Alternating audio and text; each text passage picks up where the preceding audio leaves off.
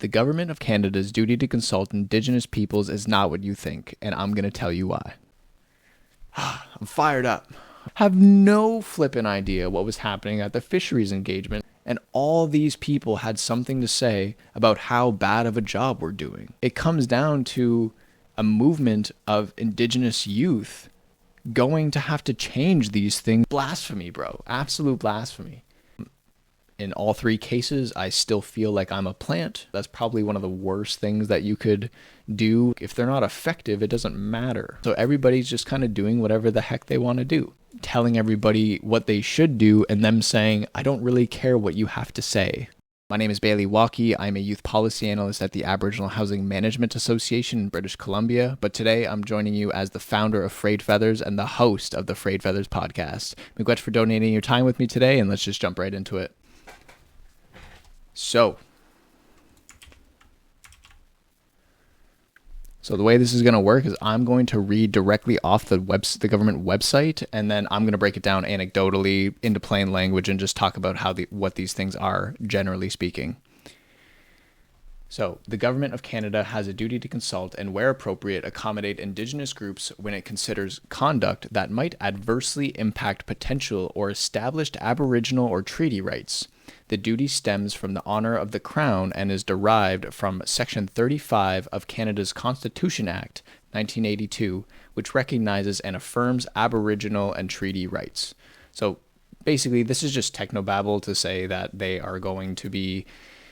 have a duty to consult Indigenous peoples through the legislation of the Constitution Act. And the Constitution being a very solitary legislation, let's say, it ain't moving anywhere. It is very important that it comes from that specific legislation. So, about the duty to consult. And so, moving on into the next section, this is talking about the people who are leading this work within the Government of Canada. So, the Crown Indigenous Relations and Northern Affairs Canada and the duty to consult. Government of Canada departments and agencies are responsible for understanding how and when their activities could have adverse impacts on Aboriginal and treaty rights. Crown Indigenous Relations and Northern Affairs Canada, or CIRNAC, coordinates and advises federal officials on the duty to consult by, and then it has 5 bullet points here talking about the ways in which they do these things. And so before I move forward, I just want to talk about how it is common practice for organizations, businesses, whoever, to appoint somebody within their staff to lead a certain function, right? And so in this case, the duty to consult Indigenous people, the leads are Crown Indigenous Relations and Northern Affairs Canada, right? And so they will be the folks who are engaged within government to make any adjustments about things, if people have advice on them.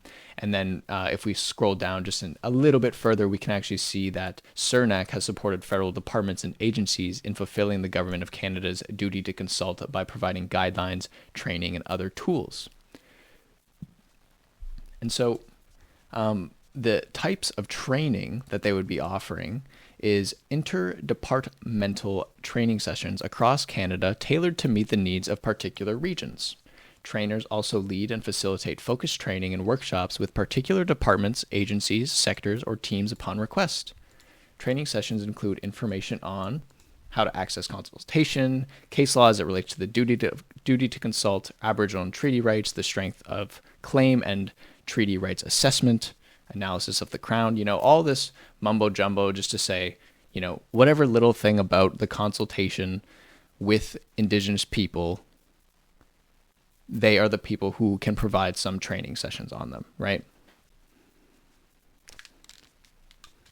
Okay.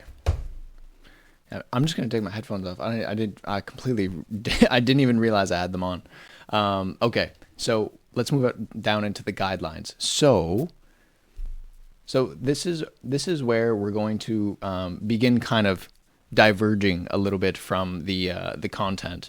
And so since 2004, national engagement processes on consultation and accommodation with First Nations, Inuit, and Métis communities and organizations, as well as provinces, territories, and industry partners, have informed the creation of an interim guidelines for federal officials to fulfill the duty to consult. in 2008 and updated guidelines for federal officials to fulfill the duty to consult in March 2011. And so this is all mumbo jumbo to say in 2004 they started an engagement, 28 they had some guidelines, and in 2011 they had some more guidelines that were updated. And now where I want to start focusing a little bit more on is the next piece of the next report that came out relative to the duty to consult. So another national engagement process was led by a ministerial special representative in 2015. This process resulted in a report entitled Building Relationships and Advancing Reconciliation Through Meaningful Consultation, which reflected discussions with Indigenous groups, provinces, territories, and industry representatives on Canada's current approach to consultation and accommodation with Indigenous groups. And so I clicked on this, obviously very, very interested, and I think this is where we begin unpacking this story about what does meaningful consultation really mean. There is a duty to consult, aka a legal obligation for the government of Canada to engage with Indigenous peoples. But why is there a need for guidelines and then an updated guideline? And then why is there, even 4 years after that, a whole consultation process that is just on how poorly these guidelines have been enacted or not met or this and that, whatever, right? And so we're going to unpack this report a little bit by doing the exact same process we did for the other one. I'm going to read a little bit from the website, and you're going to be able to see it on screen. But then I'm going to talk about it anecdotally and kind of my experiences with these types of things, and then we will see. And then we'll just talk about it, right? Podcast style. Let's go. Alrighty. I'm going to drink some Wawa. Alrighty. More than a decade ago, the Supreme Court of Canada recognized the Crown's constitutional duty to consult. It requires the federal, provincial, and territorial governments to consult and, where appropriate, accommodate Aboriginal communities whenever they contemplate decisions that may adversely impact asserted or established Aboriginal or treaty rights. So basically it's just saying anytime that there is something that affects them that could potentially go wrong, which I mean is effectively everything, that Indigenous people should be engaged. I maybe should have mentioned this earlier, but Aboriginal is kind of one of those terms that kind of got lost in time a little bit. I grew up being called a Native American or just going by Native. Excuse me. And then when I got into college, I was an Aboriginal. And by the time I was out of college, I was an Indigenous person. In all three cases, I still feel like I'm a plant being talked about in an encyclopedia, but nonetheless, that's the language that they're using. So let's go into the next paragraph. This has been a contentious and litigious area due to the lack of clarity and consensus on what is required in a given situation.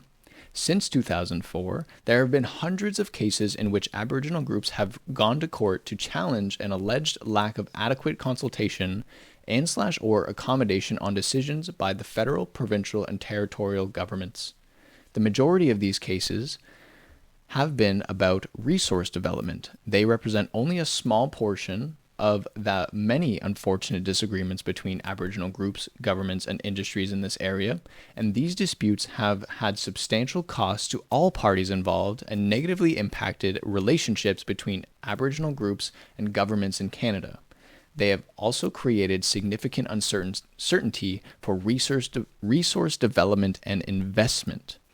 Right? So basically, the consultations that are happening with Indigenous people are really important, right? Like when we consider resource management or resource development, that is typically in the context of the First Nation or whichever Indigenous body. I'm just kind of using nations because it's tangible to me.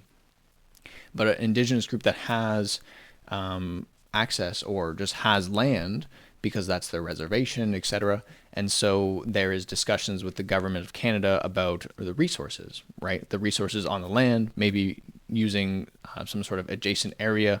It's not always like in the sense of like mass timber or like deforestation or like putting a pipeline through somewhere, but just kind of comes down to, hey, we're going to put a pipeline way down the river or something like that. How's it going to affect your community? Things like that, right? There's always going to be, anyway, the point is that it's major scale, and it means a lot to these people. It has significant effects on their life. And so when it talks here about how these disputes have had substantial costs to all parties involved and negatively impacted relationships, they have also created significant uncertainty for resource development and investment. It's basically like, if our consultation is going bad, if you just engaging us is going poorly, how could they possibly expect their concerns, opinions, and desires to be confidently communicated to senior executives in the government, right? Like, I wouldn't have significant certainty if my consultation practices were poor, right? And so that's what that says. I'm going to grab some water. And actually, I pulled this quote from a little bit earlier, from a little bit further down into the actual report.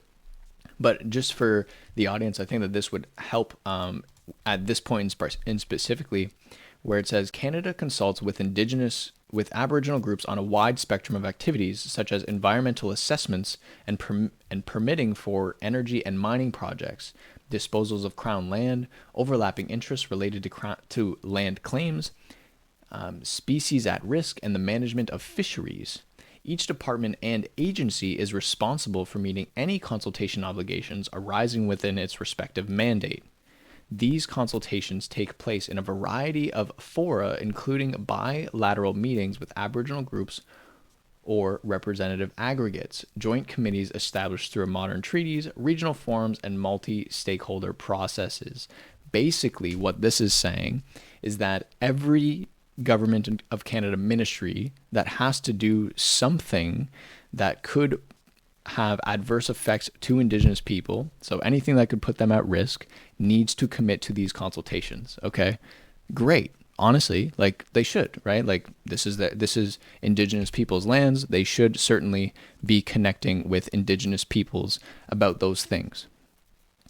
But now when we consider that CIRNAC, the Crown Indigenous Relations and Northern Affairs Canada, are the people who are leading this process, and they offer trainings to people, that means that you have many, many, many ministries outside of CIRNAC that are not engaged in best practices, are not engaged in all these different things. And so everybody's just kind of doing whatever the heck they want to do on these things, right? And so, yes, of course, they are given a checklist. There are things for them to do. You do have to have it is a compliance culture that is government.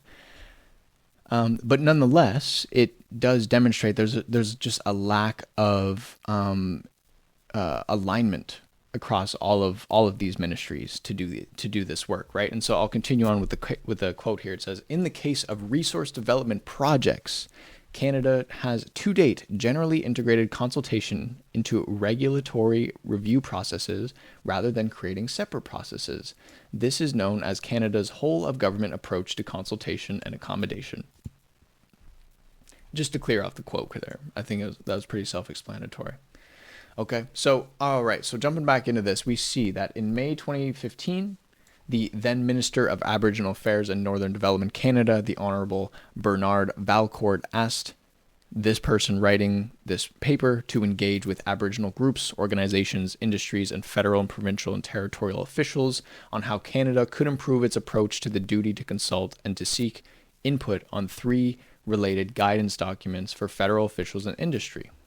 All right, pretty clear. They're just saying the types of people or the types of groups that they engaged, and the 3 related guidance documents, which I would imagine are likely which from my understanding, I should say, are the 3 guidelines that were developed 2008, 2011, and then this report, maybe, I guess, I don't know.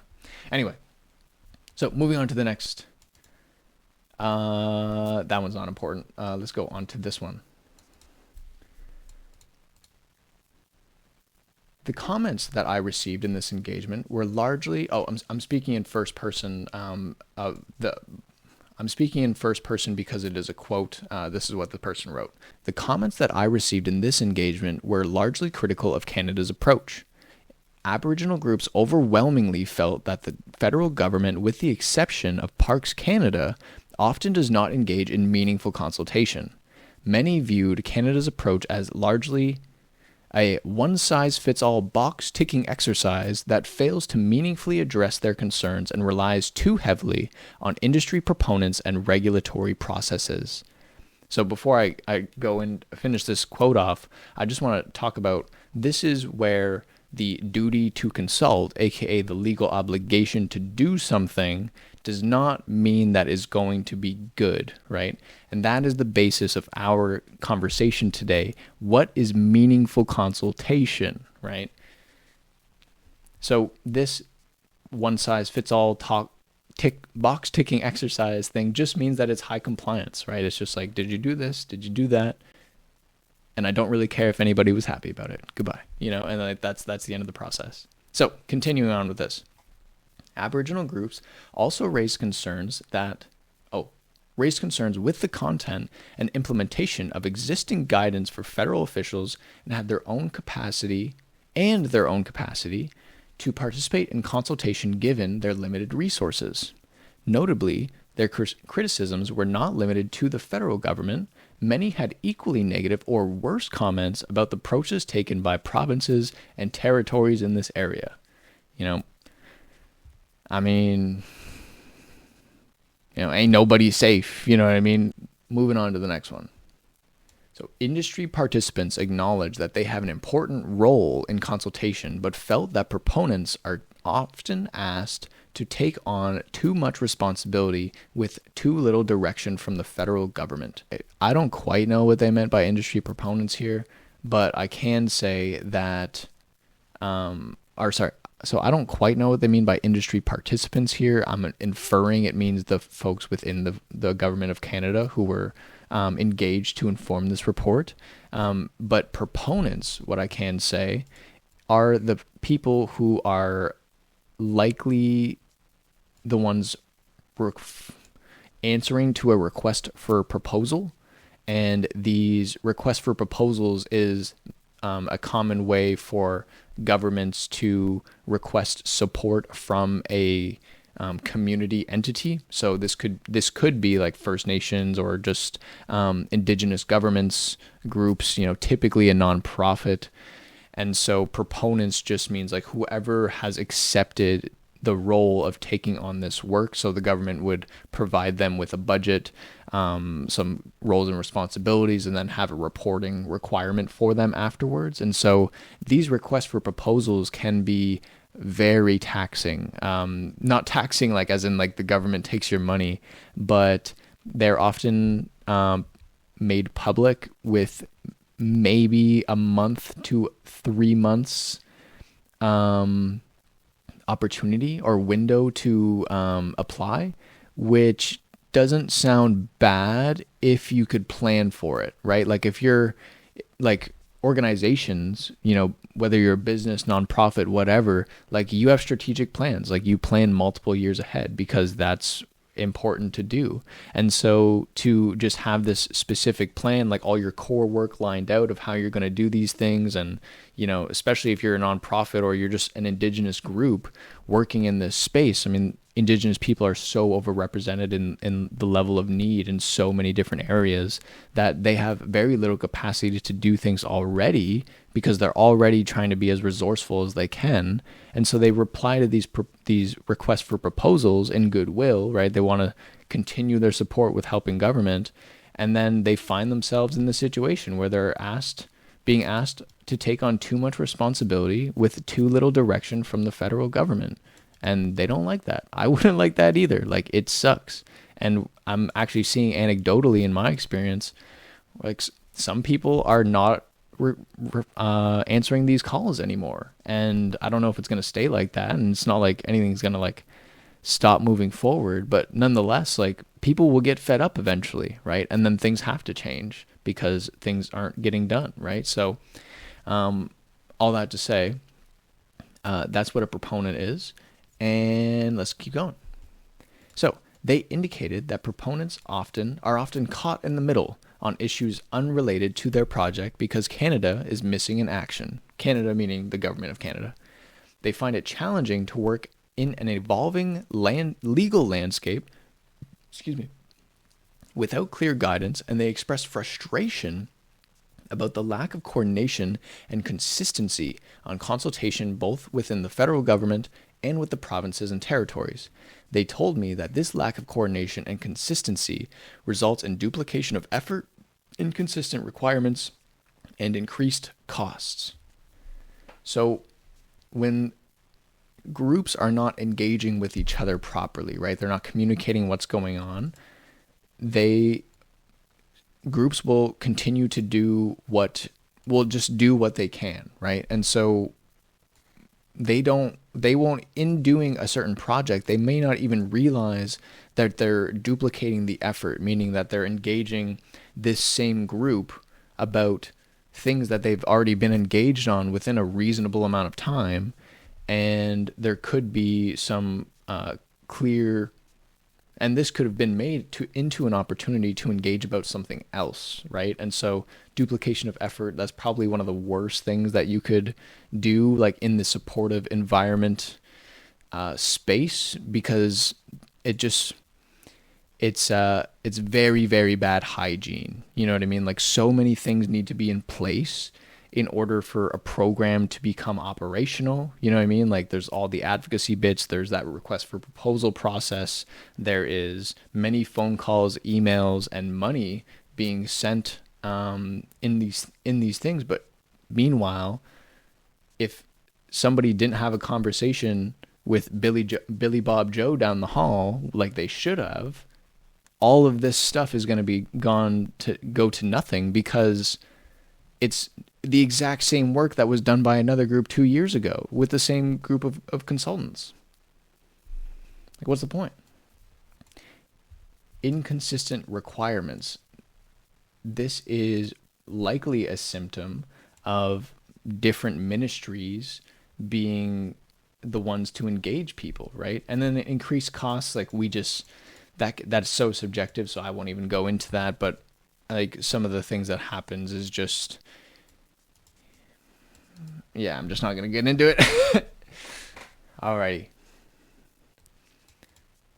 So this part right here, I got a bone to pick with this part. So federal officials generally felt that Canada had taken significant steps to improve its approach to consultation, but many, particularly those who regularly consult with Indigenous groups, felt there was still room for substantial improvement.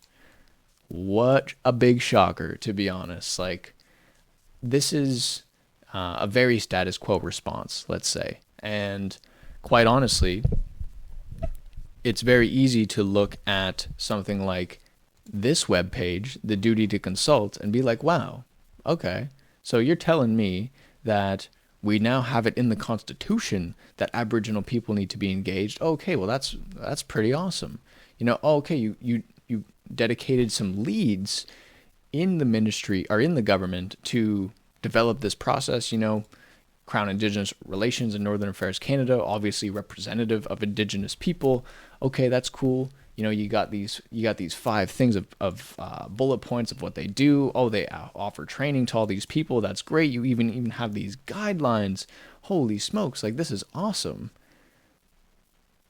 Meanwhile, it's all just words, right? Because we're seeing here in 2015, none of this is working, right? Like, if the guidelines from 2008 and then the revised guidelines happened in 2011, why are we still having problems in 2015? You know what I mean? And like, why am I here in 2014 telling you about some stuff that happened in 2015 as if it's changed?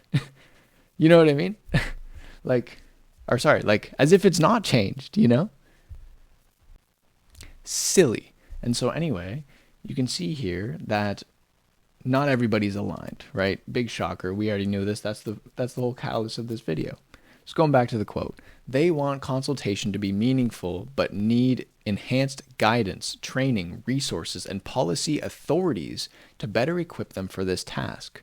some federal officials also struggle with how to meet the expectations of Aboriginal groups when they exceed what is required by case law or can practically be delivered.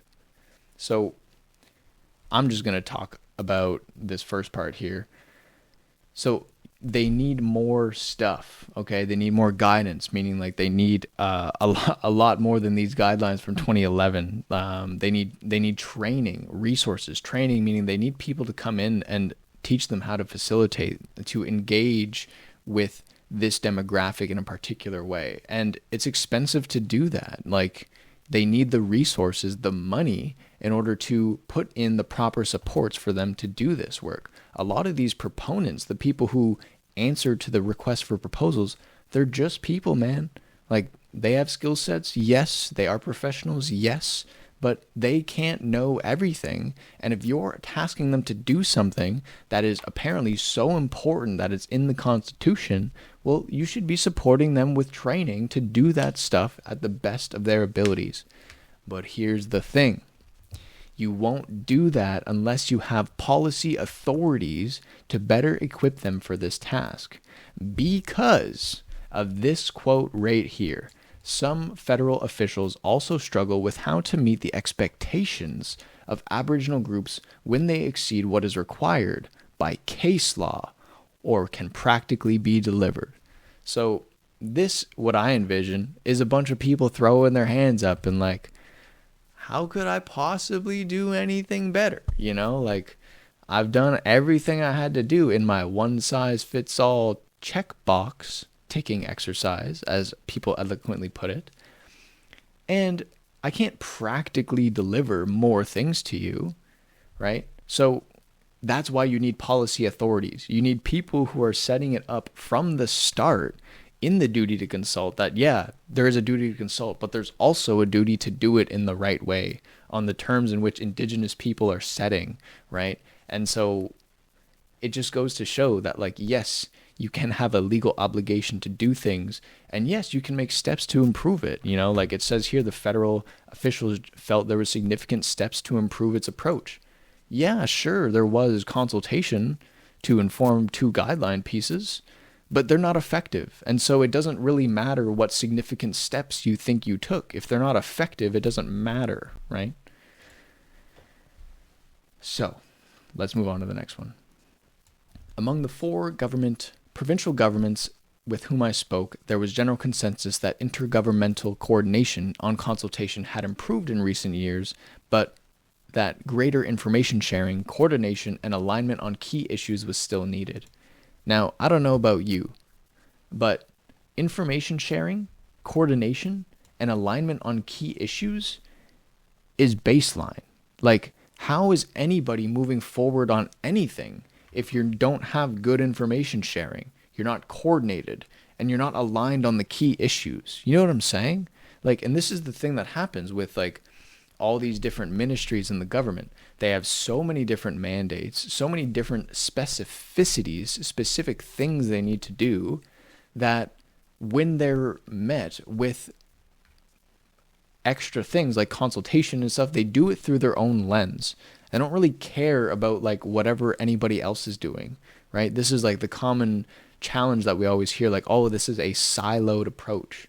You know, like, you know, farmers have silos and it's like all grain. It's just like one field crop or something like that, right? So that's where the metaphor comes from. Like, you are siloed and nobody is engaging with the other person over from them.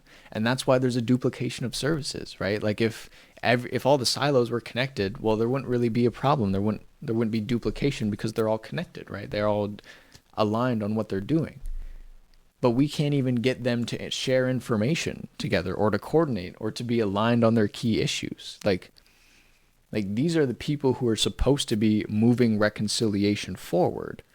These are the people who are asking Indigenous youth to inform them on the key issues and do all this and that. But as we talked about last week on the roadmap podcast and on the video, like, Indigenous youth have been saying the same thing for decades. Like, there's a report in there from 1997 saying the same stuff that we were reading in the report from think it was made in 2018. Oof. Excuse me. I think it was 2016. I don't know. I'll put it in the little thing. Okay. So anyway, so you get the idea. So like, if we need to do much better, things need to be much past just what we have here. Alrighty. So, notwithstanding these criticisms, it is important to acknowledge that Canada has made substantial efforts to improve its approach to consultation over the past decade through various measures, including guidance documents, training, and enhanced oversight in the case of major projects. These measures, which are detailed in this report, have been helping, and there likely would have been far more issues with the federal government's approach had they not been introduced. However, Canada's overall approach still needs significant improvement to ensure more meaningful consultation. This requires concrete action in 3 overarching areas outlined below. A consolidated list of my recommendations can be found in Appendix B of this report. Didn't need to read that part, but yes, there is, this is a report about improving things. Although this video does talk about how the duty of to consult is not what people think, and that is definitely true. But this video here today is not going to talk about all the things that they're putting in, all this and that, whatever. We're going to get to that eventually, but right now we're just going to talk about how the current state in which it's in, okay? So let's move into this next one. So we're gonna talk about these overall approaches. We're gonna talk about the 3 overarching areas outlined, and we're just gonna keep going in this format. So let's jump into it. So there is no single recipe for meaningful consultation. However, the successful approaches of some industry proponents and government entities have certain common ingredients, such as bringing the right attitudes and outlook to the table, a focus on building relationships and trust, and engaging as early as possible in the decision-making process. So, in the context of meaningful consultation, right, these are things that need to be happened before any sort of consultation is happening, right? So right now, this is indicative of demonstrating that there is not the right attitude and outlook at the table when people are arriving. There is not a focus on building of relationships and trust, and there is not a focus on engaging as early as possible in the decision-making process. So how this happens in community, aka in real life, is sometimes you have representatives who are just straight up racist. Like they don't like care about Indigenous people. They are strictly doing it because it is a legal obligation for them to do it. And those are probably the hardest people to deal with, because they're not going to openly tell you that they're racist. They're just going to make your life miserable, and you won't understand why. And you're going to try to work with them because you're really there to support your community. It's not about you and this poor relationship you have with this government representative. And it just becomes super, super messy. You have to like escalate things and bring them up to their managers, and like hopefully their manager's not equally as racist, and like it's just shenanigans, right? This is what we call systemic discrimination. Right? All right. So next one, focus on building relationships and trust. Now, we consider reconciliation, right? All the horrible things that happen to Indigenous people from the government of Canada, and yet in 2015, when this report is developed, there is reportedly not a focus on building relationships and trust. That is completely shocking and rather absurd to me, in my opinion. And then engaging as early as possible in the decision-making process. As much as I would love to say that this isn't a problem in other communities and other demographics, this is a problem universally with the government of Canada. All right, now let me see if I can pull something up here.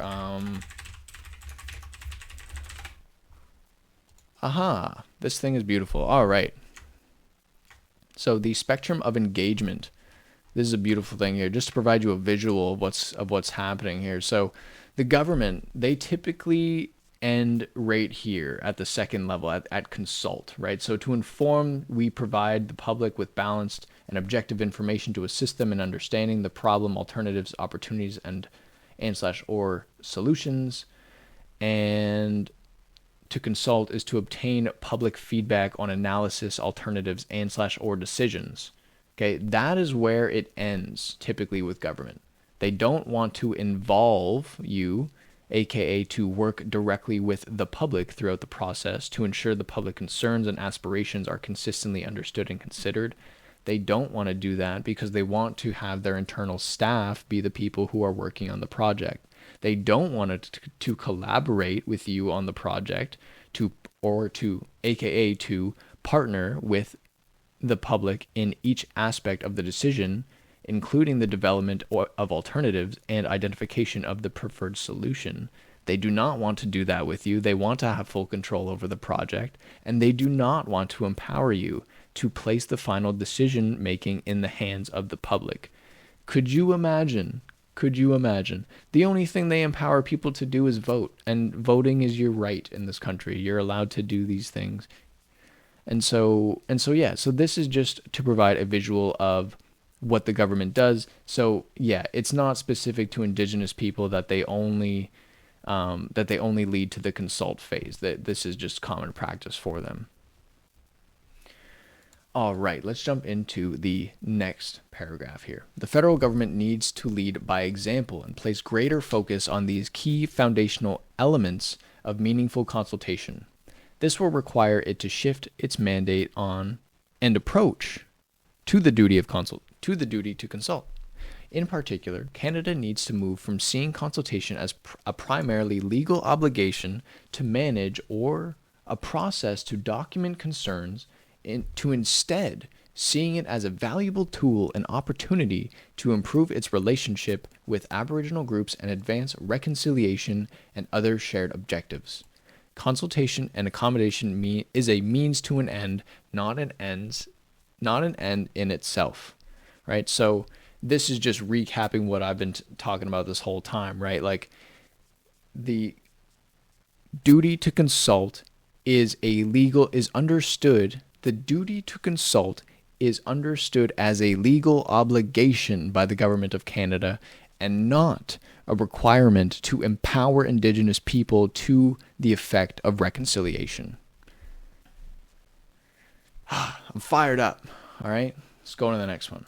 In addition, the federal government needs to focus on making broader improvements to its existing relationships with Aboriginal groups.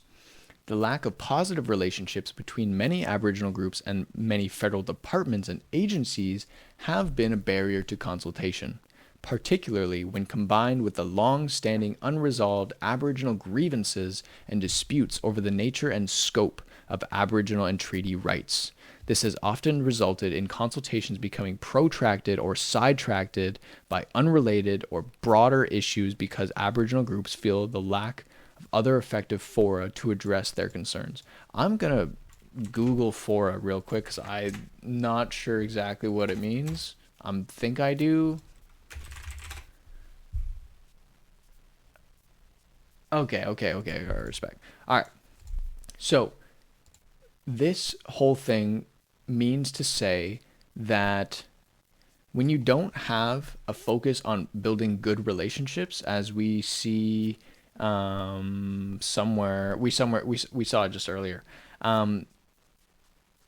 those poor relationships spill into future consultations, right? So basically you get somebody who is super frustrated, super upset, wicked passionate, they probably had something horrible happen to them and it was likely some reasonable blame on the federal government, in which direction.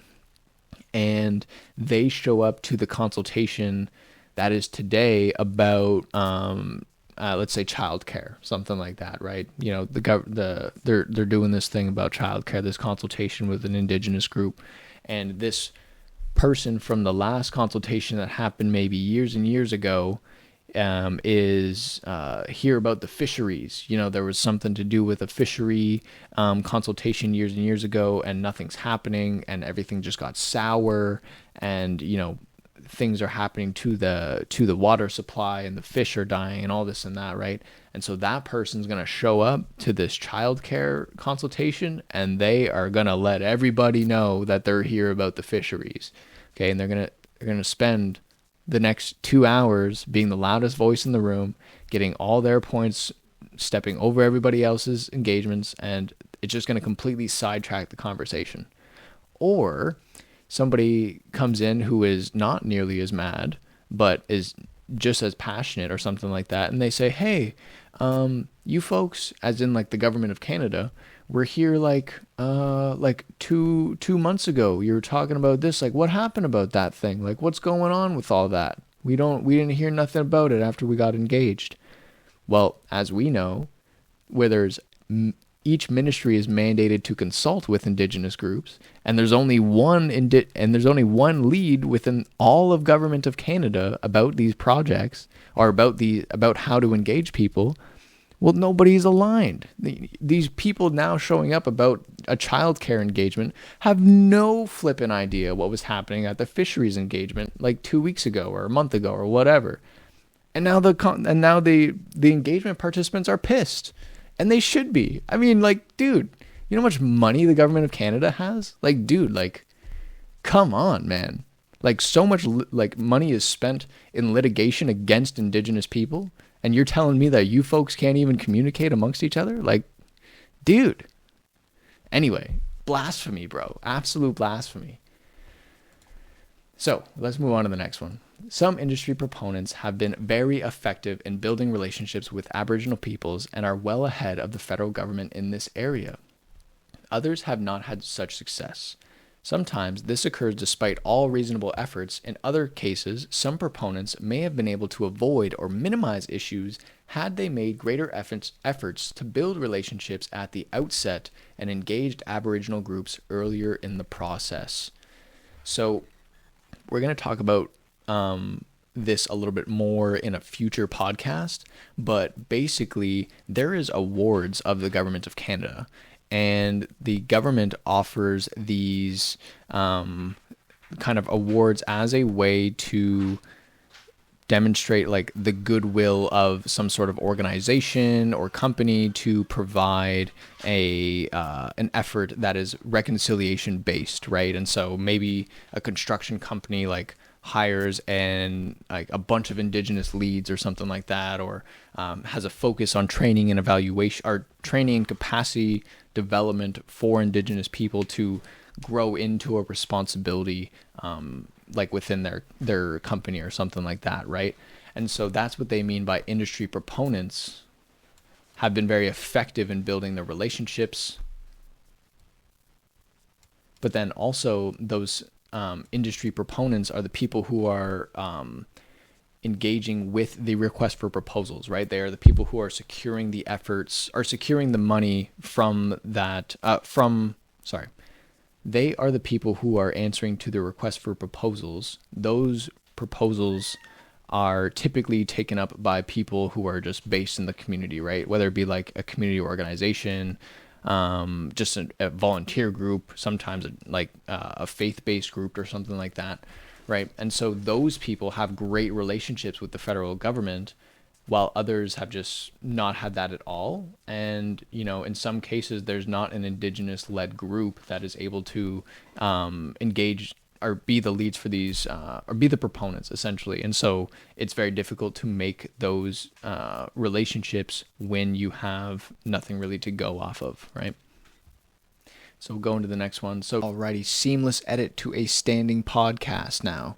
I realize that we've been kind of sitting in the first part of the three things outlined in this report, but I assure you that the next two pieces of executive summary are significantly smaller, and so we're going to start landing the plane from here. Alrighty, so continuing on with the format in which we've already been having going on here, we are going to set the foundation for meaningful consultation, or to set the foundation for meaningful consultation, Canada should ensure that the overarching focus of any guidance for federal officials and industry is on how to build or improve relationships with Aboriginal groups and how to use the duty to consult as a key tool and framework to support these efforts. There should also be a greater emphasis on engaging Aboriginal groups as early as possible before key components of a project or a proposal are finalized and become difficult to change. So this is kind of pointing to a pain point that we talked about earlier in not being engaged in early stages of the development process or the project. And so oftentimes what happens is the government of Canada or just any government makes a development, a program, whatever it might be, and then they come engage Indigenous people at the very end and they say, hey, what do you think about this? What do you think about this? And really, there's no way for their input to reasonably be considered and therefore change this development that is being brought to them, right? And so, it doesn't feel meaningful, and really it shouldn't, because it's not meaningful. Program developments take years to come into play, and so to think that engaging somebody on the very end of it is going to have any sort of reasonable change to it or meaningful input is just impractical, let's say, and not advisable. And the problem with this whole report is that the government of Canada knows this. Like, they're not stupid. They know that they can't change their developments before at certain stages of the projects, and they don't prioritize Indigenous people to be engaged in the projects or in part of the project in which they could inform the development of it, right? And so that's why we have the Truth and Reconciliation Commission. That's why I'm here telling you about this stuff, is because things aren't happening, right? And they're certainly not happening on the terms and standards set by Indigenous youth, which is the priority when we consider the roadmap to call to action number 66. So let's move to the next paragraph. These changes will, however, require more than guidance. Federal departments and agencies need to prioritize and improve their relationships with Aboriginal groups through concrete measures that build trust, advance priorities of Aboriginal communities, and provide effective fora to address long-standing concerns in a timely manner. Now, while I agree, yes, we do need concrete measures to build trust, advance priorities, and it to be in an effective forum or place to address long-standing concerns in a timely manner, but it also, that is a big goal, right? Like in teaching, it's very difficult to bring someone along a journey that they don't want to be a part of, aka Aboriginal communities wanting to have the government of Canada engage them on more than a legal obligation is very difficult to do when the government of Canada doesn't want to do that, right? They're not prioritizing this initiative, right? And so yes, like I agree, we should have these things, but it's going to take a lot from both sides to reach that goal. And so that's what this paragraph alludes to. Aboriginal groups have an important role to play. There are two sides to every relationship, and reconciliation is not a one-way street. Success will require Success will require compromise and give and take on all sides, and an understanding of each other's perspectives, interests, and respective challenges. So yeah, this is not to say that like, oh, Indigenous people are at fault too, but it just means to say that in Indigenous people wanting change, there are systems in play already, right? Like even if you are engaging with somebody in the government that is on your side, right? They understand your perspective. They want your advocacy points to succeed, etc. They are still working within a frame of the system, right? And so we can't just be like, do this solution and then everything will be fine. Meanwhile, to implement that solution, it's actually going to take about 5 years of advocacy and policy work in order to make that change, right? And then, of course, there are many challenges as far as like the elections and the different mandates of these different political parties, etc., right? And so things things can change a lot, right? And so that's kind of what this thing is saying, where it's like, we both need to work together, Aboriginal groups and the government, to reach the goals of having more meaningful consultation, right? So let's move into the second piece that is needing to be in place to lead to more meaningful consultation. Excuse me. So the title, Enhancing Capacity and Removing Impediments to Meaningful Consultation. Canada also needs to take steps to enhance the capacity of Aboriginal groups, federal officials, and industry proponents to engage in meaningful consultation to address other issues impeding this dialogue. Give them some opportunities for training, right? That's what enhance the capacity means, right? Like capacity meaning if my capacity to do a podcast, I know how to use a microphone. I have a nice camera. I have some lights here, and I'm comfortable speaking publicly. And so I have the capacity to deliver a podcast, right? But imagine if somebody came up to me and was like, hey, do a podcast, and I've never used a stage light before. I have no idea which microphone to buy or what even constitutes a good microphone. And I don't want to look inside of the lens of a camera. Well, I don't have the capacity to do that. And so I need to be given the training to set up a microphone, to train looking into the camera, right? And all that costs money, and it costs time for people to learn these things, right? So that's what that means, enhance the capacity. And it doesn't mean like do it for them. It says take steps to enhance the capacity. And Aboriginal people, they'll just do it themselves once their capacity is enhanced. So let's move into the next one. Many Aboriginal groups feel that they lack the resources and expertise needed to respond to consultation requests, particularly for resource development projects. This is a frequent early issue in consultation, and industry proponents and federal officials often grapple with how to best handle capacity funding requests from Aboriginal groups. Canada needs to do more to address this, including by reducing unnecessary capacity pressures, providing clearer guidance on capacity support, and reciprocal obligations of Aboriginal groups in making such requests, enhancing capacity funding, and encouraging the pooling of capacity resources where possible. And so, where it says here, including by reducing unnecessary capacity pressures, providing clearer guidance on capacity support and reciprocal obligations.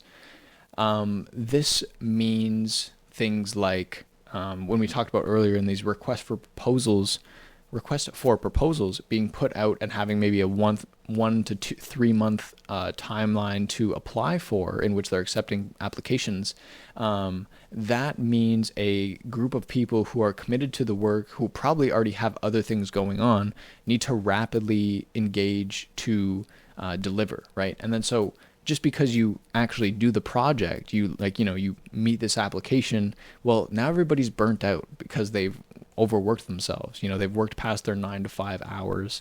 They're working 60, 80 hours a week. 80 hours, I mean, especially if you're a senior leadership in like a nonprofit, holy smokes, dude. Like you're definitely working 60 to 80 hours like consistently.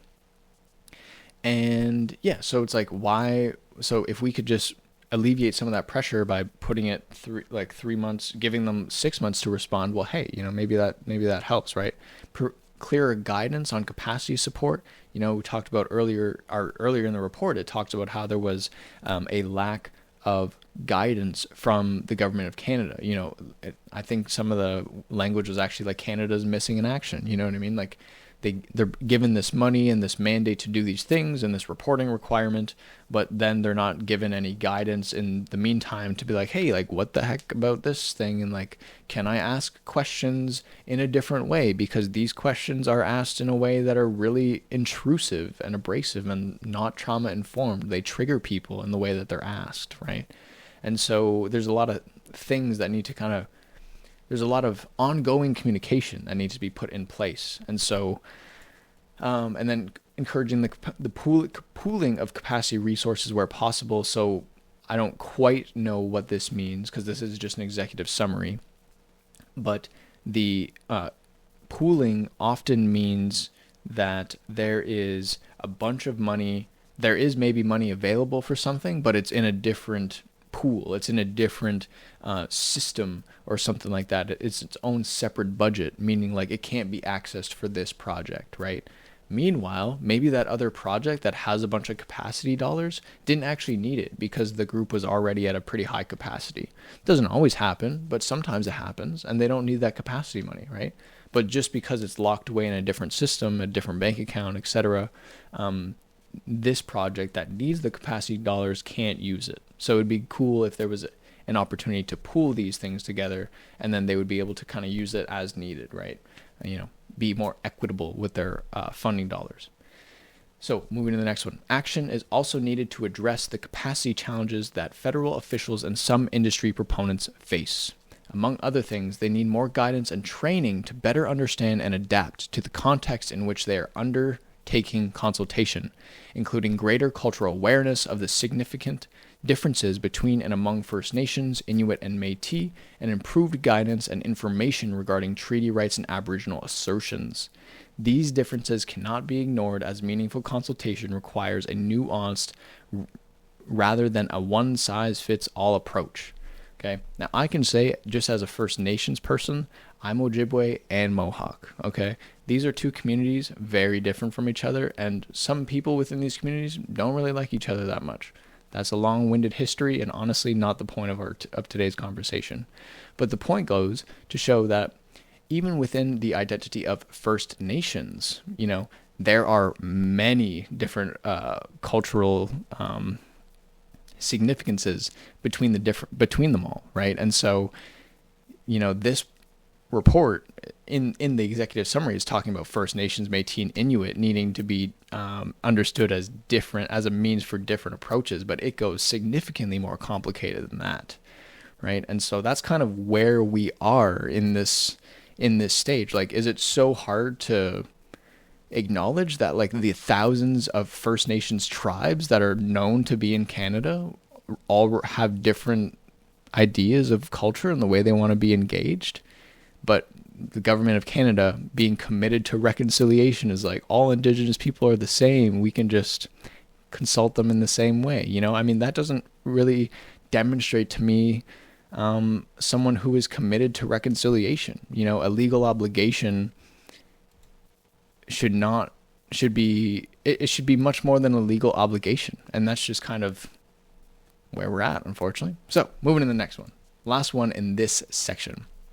Enhanced guidance, training, and policy authorities are also required to address other impediments to the perceived meaningfulness of consultation and ensure that it is not just a process to exchange information.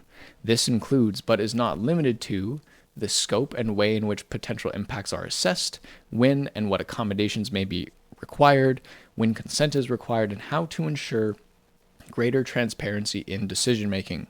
Beyond guidance, Canada also needs to implement effective mechanisms to address issues outside of the mandates of any regulatory process relied upon for consultation and accommodation. So basically, this is all technobabble to say that there are bigger things at play here, right? There's not just the actual engagements of consultation, right? The actual duties to consult being problematic, but in order to support that engagement, there also needs to be much higher level policy changes that trickle down and make this process a lot easier, right? Like the people who are outrolling this project or outrolling these initiatives are just people, and they're working within a system that they're given, right? They just have a job title. This is your resources, and good luck doing the role that we gave you. You know what I mean? And so they're saying that those people need to be better supported via the high level policy authorities and kind of bringing that down. And so that is when we will move past a process that is just focused on exchanging information. So we're getting into the last section of this executive summary, and then we're gonna wrap this up. So, title: Clarifying Roles and Providing Increased Oversight.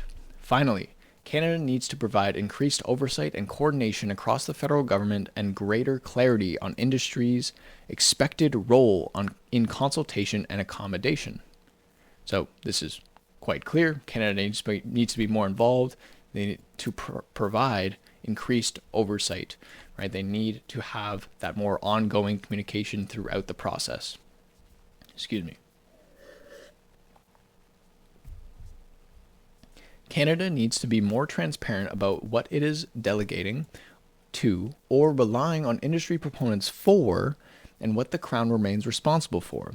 Federal departments and agencies also need to provide increased oversight of proponents and the consultation process and work with industry, provinces, territories to identify ways to improve coordination, reduce inconsistent approaches to key issues in consultation, and minimize duplication.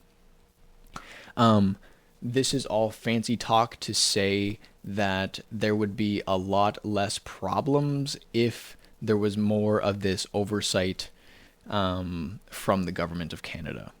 And so people don't quite know what is expected of them, and what the government of and what the Crown, aka the federal government, is responsible for. And so people are just confused, and then they're kind of left to their own devices, and then it leads to these poor things, right? Poor coordination, poor coordination, inconsistent approaches to key issues in consultation, and there's duplication of services, right? And so with more oversight, we'll have less of that. The need for oversight is not, however, limited to proponents. Across and within departments and agencies, guidance is not being consistently followed or implemented. Greater senior oversight within departments and agencies, as well as central horizontal oversight, is needed to ensure the truly whole of government approach to consultation and accommodation. So earlier we talked about CIRNAC, the Crown Indigenous Relations and Northern Affairs Canada. Those people are the folks who are leading this whole process. And so they are the ones who offer training to many other ministries within the government of Canada. And so we're seeing right here that within departments and agencies, guidance is not being consistently followed or implemented. Okay? And what's even more concerning is when we talked briefly earlier about how government officials typically felt as though there was significant steps to the duty of consultation, like towards improving it. This report also calls for the need for greater senior oversight within departments and agencies, as well as central horizontal oversight. This just means like senior leadership needs to have more oversight. They need to be required to engage on what they actually did and be held accountable to doing it in a meaningful way, right? They need to be given terms and standards that they should actually meet, because right now it doesn't feel like they're doing that. And central horizontal oversight just means like people of the same level in the team needs to be holding each other accountable. So like, for example, like you have an entry level position, then you have a manager, and you have a director, right? That's just like 3 simple layers: entry, manager, director. And so all the entries need to be mindful of themselves, the managers need to be mindful of themselves, and the directors need to be mindful of themselves, meaning like the other directors, okay? All these people need to be holding themselves accountable to getting things better, because Canada is talking about how they have a whole of government approach to consultation and accommodation. But if your senior leadership and all your central horizontal people are not holding themselves accountable, then it's not a whole of government approach. It's just one ministry telling everybody what they should do and them saying, I don't really care what you have to say. All right, so let's go into this last one here. All of this work will require further dialogue with Aboriginal groups, and where affected, industry, provinces, and territories.